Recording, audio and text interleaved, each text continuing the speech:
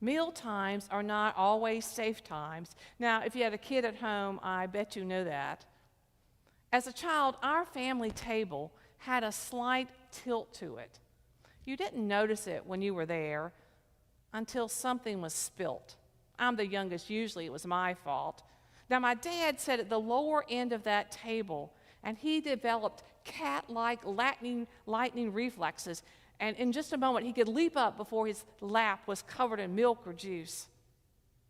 We know there are wonderful moments that happen at mealtimes. Maybe that's why so often we enjoy celebrating our birthdays, our dinner dates, moments that we gather family and friends around. At times, the food becomes unimportant because of what happens at the table.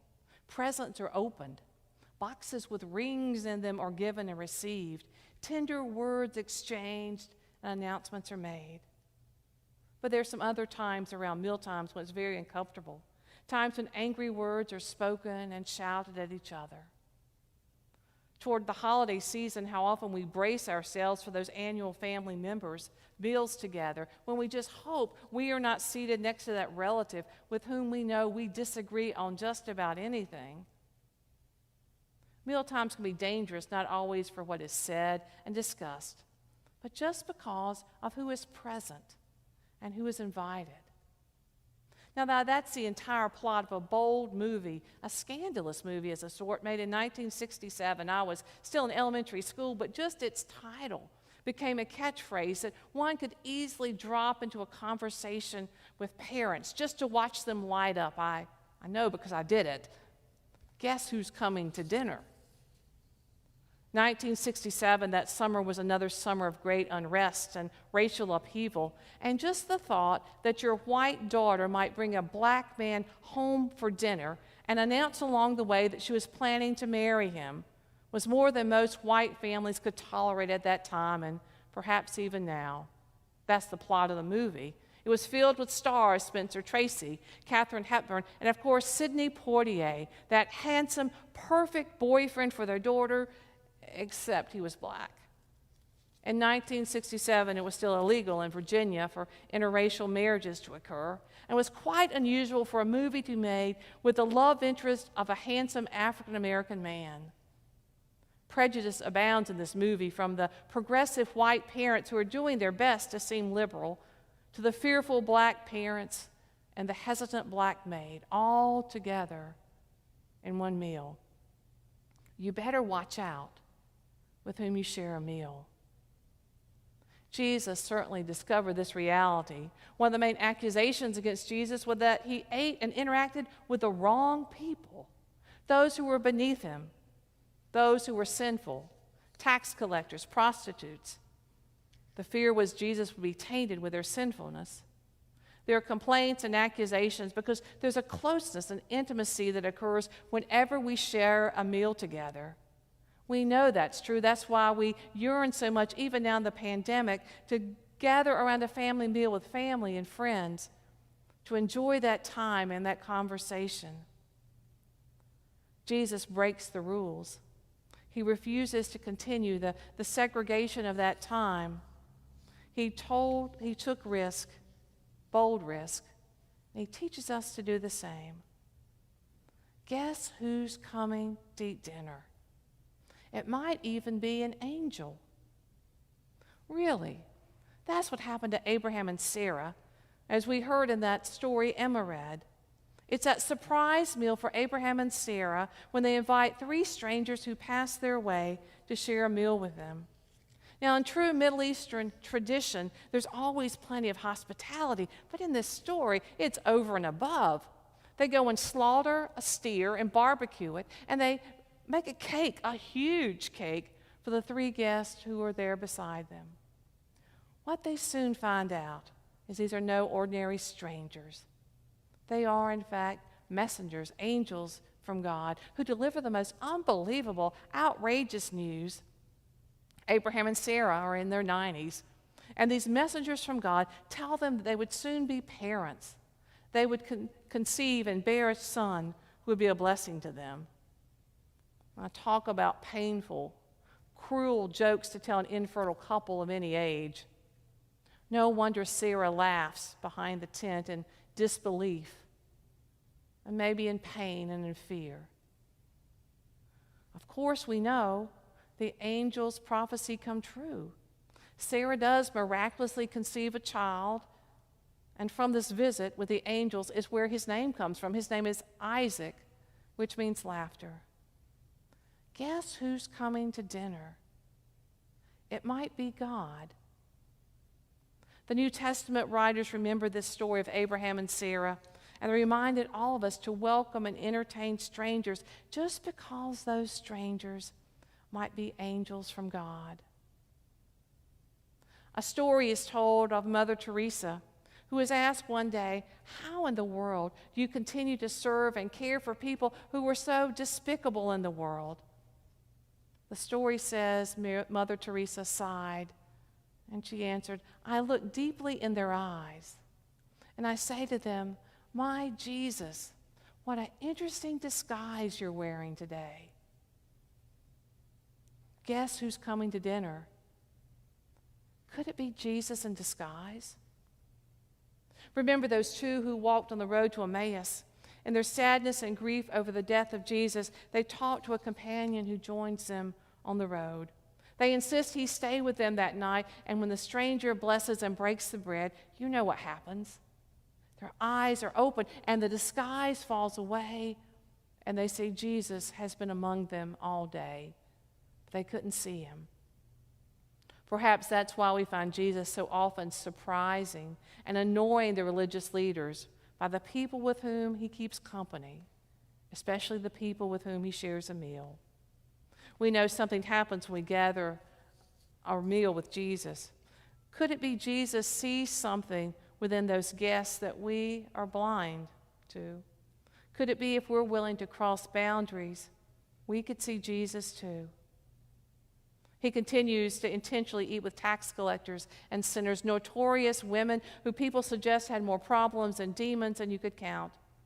It's not enough that Jesus would regularly heal people, even on a Sabbath, and break the law, but now he would gather in their homes and eat at their table. What kind of teacher, what kind of a Messiah does that? It certainly made those leaders uncomfortable and agitated. And when we're honest, we still like to keep people and races and classes of people in separate boxes, far away from us and our dinner tables. It's okay to work with diverse people and have colleagues that we share a job with, but let's not go any further. Let's not invite them to our homes and sit at our family tables. That's a little too close. We feel safer when people around us look like us and think like us. So when Jesus surprises those around him by welcoming other people to share a meal, it was like turning their world upside down. This isn't how we do things. It was creating a chaos as much internally as externally. They couldn't understand or control their feelings in their world anymore. We don't do that, Jesus. We don't eat with people like that. They're not our kind of people. In that old movie, the white progressive white folks politely begin the meal, pretending to like someone who they find is a lot like them, except he's a different race and not good enough to be their son-in-law. We didn't bargain on having to change our attitudes. This is hard work, breaking down barriers, even unconscious ones that we hadn't realized were deep inside us. And perhaps for some of us this summer we've been learning just how ancient and deep, how strong these walls of denial and dehumanization are inside us.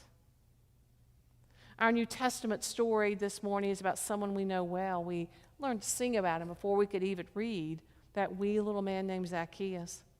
We know a lot about him from the Gospel of Luke. He lives in Jericho. We know his height, not tall. We know that he's a pretty good tree climber.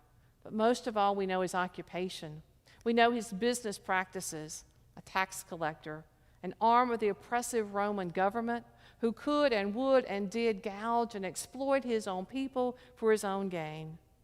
The New Testament often lumps together sinners and tax collectors, and you can almost hear people spit when they said that. So despised he was. Now somehow word has gotten out to Zacchaeus about this new teacher named Jesus. the one with radical ideas that the kingdom of heaven had already come on earth. He's intrigued, he's curious. That day he yearns to hear Jesus for himself. He knew that crowd would be large and he'd be swallowed up in it. He really wasn't keen on being noticed, and so he spied that tree along the way. He found a perch amongst the branches. In undignified form, he climbs up the tree and waits for Jesus to come, hoping he's hidden and out of sight. That's what startled him. Jesus notices him. He looks up. He calls him by name. He says, "Zacchaeus, come on down. I want to have dinner at your house today." I think if I were Zacchaeus, I would have fallen out of the tree. Guess who's coming to eat dinner in the house of one of the most despised and fraudulent people? Jesus was honoring Zacchaeus by going to his house, the sinner, the tax collector, and sharing a meal. Scandalous. The crowd is grumbling. It's so loud, even Zacchaeus hears it as he climbs down the tree. The orderly world of believers is suddenly turned upside down. What does it mean that Jesus doesn't eat with me, a religious leader, instead spending time with the most unlikely, least likely of all to welcome? That would be enough of a storyline, but this story goes on. You know what happens. It's a transformation of a lifetime. When boundaries are crossed, things happen. Before Jesus even makes it to his house, Zacchaeus has a life-changing confession. He becomes a faithful believer, because to encounter and meet Jesus means that you see yourself in a mirror like you've never seen before. Your actions, your attitudes, what you believe, what you've done, facing oneself honestly leads to confession, making amends, and asking for another chance. We do that every day. We do that every week as we gather around the font, and as a people and individually, we ask for God's forgiveness. We acknowledge that we are not proud of who we are or what we've done. And perhaps that's the pivotal point in that old movie. As Hepburn and Tracy see themselves not as just liberal, open-minded people, but they see the prejudice and the bias deep inside themselves. When we encounter ourselves in the presence of God, some of what we see makes us sad, regretful, ashamed. Zacchaeus had really defrauded people and cheated them out of their money. Everyone knew that. Why? That's why they despised him. But when Jesus called him from the tree and announced that he was coming to his house, suddenly Zacchaeus' eyes were opened, and he saw that Jesus had accepted him. And confession was his response. And his life was never the same. Perhaps there are moments when your eyes have been opened to things for which you try to hide, even from yourself. Actions, attitudes that you regret, that you are embarrassed by. Jesus intentionally invites and gathers those around him, those who felt unworthy, and Jesus welcomes them. And that's what happens as we gather at the Lord's table. It's not for perfect people. That's what happens when we gather and worship. It's not for those who see themselves worthy of God's grace. It's for those of us who hunger to be better. For those of us eager to grow in seeing the world around us through the eyes of God. At this table, guess who Jesus invites? It's everyone. God welcomes all from the east and west, the north and south, from prison cells and homeless shelters, from suburban townhouses and palaces and mansions and migrant camps. There's a seat here for everyone, even for those of us who still might be grumbling because of who we're sitting beside. Let's pray.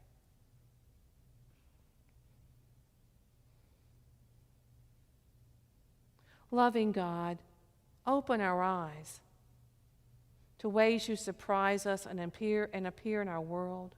Give us courage to look within ourselves. Give us courage to cross the boundaries that keep us apart. Help us welcome all, because you have set a place for us, and help us share your love, which never ends. Amen.